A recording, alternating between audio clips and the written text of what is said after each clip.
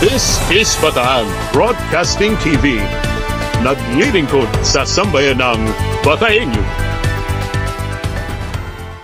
Magandang araw! Ito po ang bago naming platform ni Kuya Mike Sigaral. Welcome po sa Bataan Broadcasting TV o BBTV. At syempre, ito yung ating panibagong or bagong programa dito sa lalawigan ng Bataan. Ito ang Dateline Bataan! At marami nagtatanong, sister, at Oy! Ilang days na lang bago mag-Christmas, Kuya. ngayon nga pala, ngayong araw na ginawa natin itong broadcast na ito, September 26, 2024. At sa countdown mo, ilang araw na lang? 90 days na lang 90 days na lang bago mag-Pasko. Kaya yung pong... nangangamoy pa. Kaya may panahon pa yung gusto magregalo kasi 90 days pa eh. Marami pa kayong... Marami kayong panahon. Mag-ipon sila every diba? Saturday, may maitatabi. Meron maitatabi. Okay lang. Basta huwag nyo kakalimutan, Mike Sigaral po. And Sammy Soriano. At ito ang pinakabagong programa nila, ang Dateline Bataan. Ano ba ang ini-expect? Yan. Ano nga ba ang... yung dati namin programa, nandun pa rin yung... anong tawag dito? National News. National News. Local news. Local news. At yung inaabangan nila yung mga political updates. Yes, no, dahil alam mo naman, ayan ilang na araw na lang, from ang October. filing of certificates of candidacy. October 1 to 8 po yan. Yan, At, yung mga tatakbo October 1 hanggang October 8 lang po.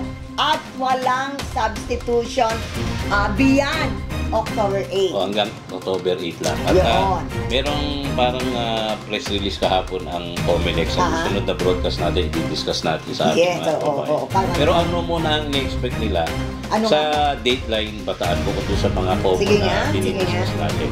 Of course, sabi mo nga, meron nga pala kaming Facebook page. Hindi lang tayo mapapanood sa Facebook, maging sa YouTube. YouTube. At ang inaasahan natin ay bukod sa dati kung kami lang dalawa yung napapanood nyo, kami lang yung nag-discuss sa inyo, from time to time during our broadcast, meron tayong mga resource person, may mga guest tayo. It's either live here sa studio ng BBTV or mobile. Yes, via on the spot, diba? Tapos, magkakaroon din tayo ng mga mojos o yung mga mobile journalists. Ayan, yung mga kabataan. Sabi ni Kuya Mike, kailangan 18 to 21 ba? To 23. Kailangan ng bewang, 20, lagay natin ng vital statistics, 36, 23, 36. Ay, grabe ka naman, Kuya Mike. Parang out na out ako dyan. Sabi, ba yan? Bagong istasyon lang. Dyan ba yan o ano? Bagong programa. Dapat inclusive. Okay. Pwede, hindi lang sexy. Biro lang naman yun. Joke lang naman. Hindi lang sexy. Kailangan yung medyo napatagal sa... dating yung personalidad. Ganon. Sabi nga... Saka yung mga kabataan, kailangan medyo aktibo. Diba? Yung tinatawag po kasi na mobile journalist o mga mojos, sila yung kaya nilang mag-report gamit lang yung kanilang mga iPhone, yung mga smartphone, tapos kaya rin nila mag-edit, tapos papadala nila sa atin.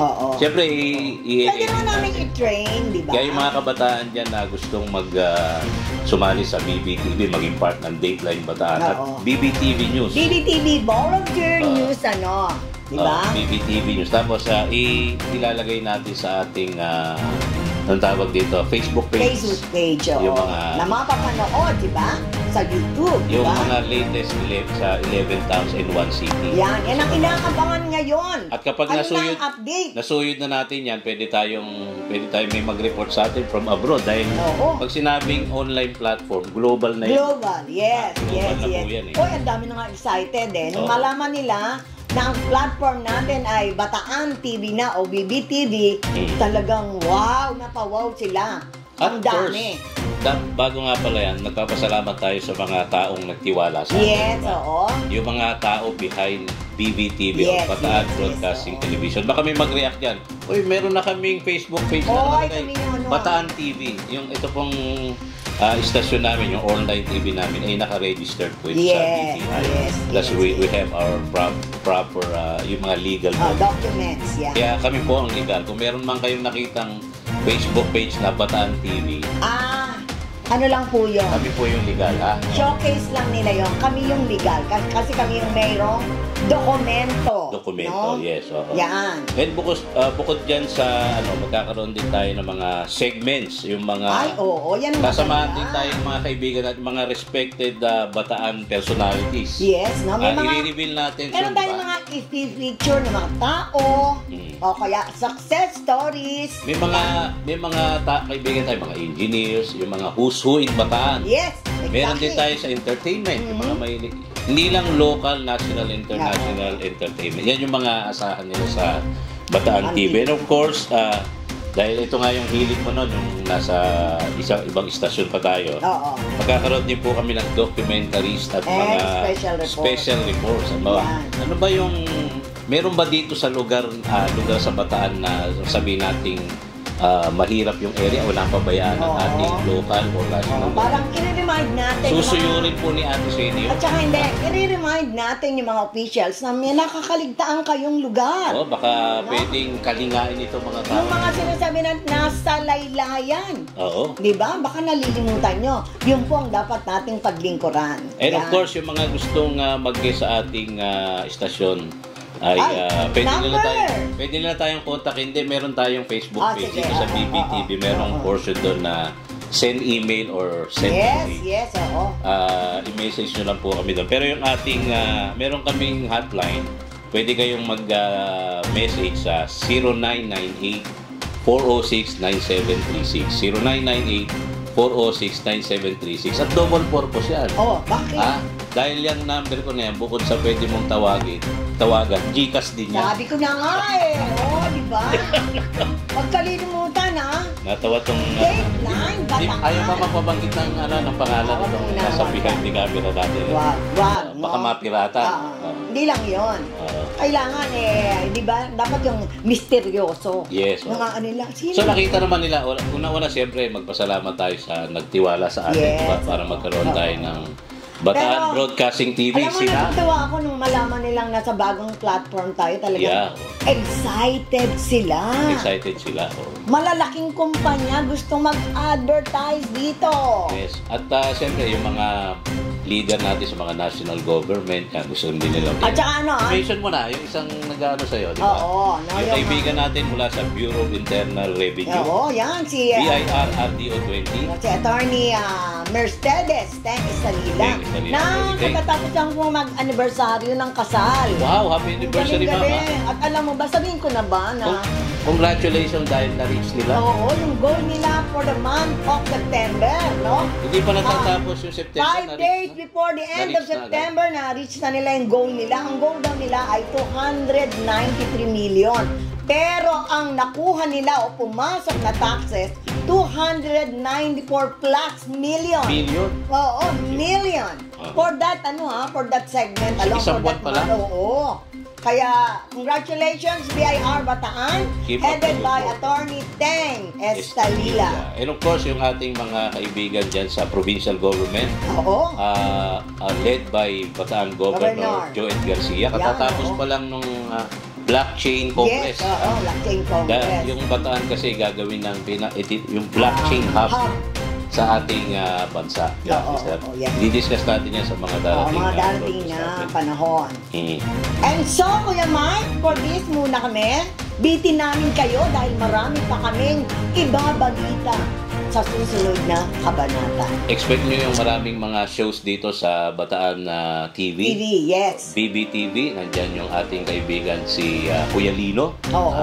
Si Tito Boying. Yan, Si Ma'am Mercy Gonzales. Malay mo, di ba, na magkaroon ng segment. Tapos yung, baka maano tayo, hindi naman campaigning yun, di ba? Pero magkakaroon din si Kuya Ray Gonzales nung biyahe ni, parang Parang biyahe ni Drew Parang ganun.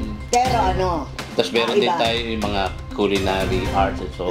Basta meron tayong iba't ibang segment para hindi naman kayong mauuta kung ano yung ipapalabas namin dito sa Bataan TV. Kasi hindi lang yung pagmumukha namin.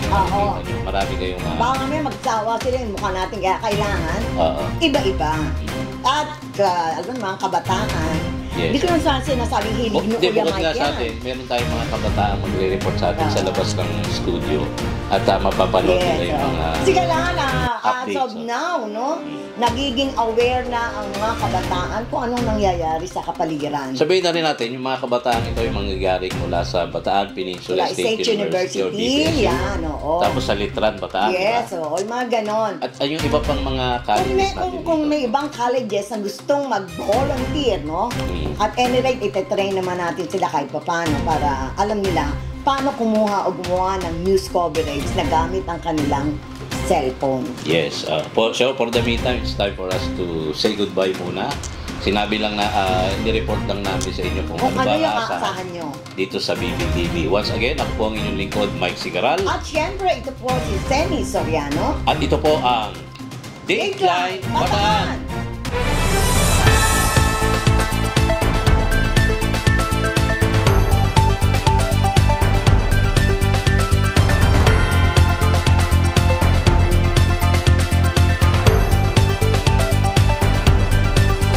This is Bataan Broadcasting TV. Naglilingkod sa sambayanang Bataenyo.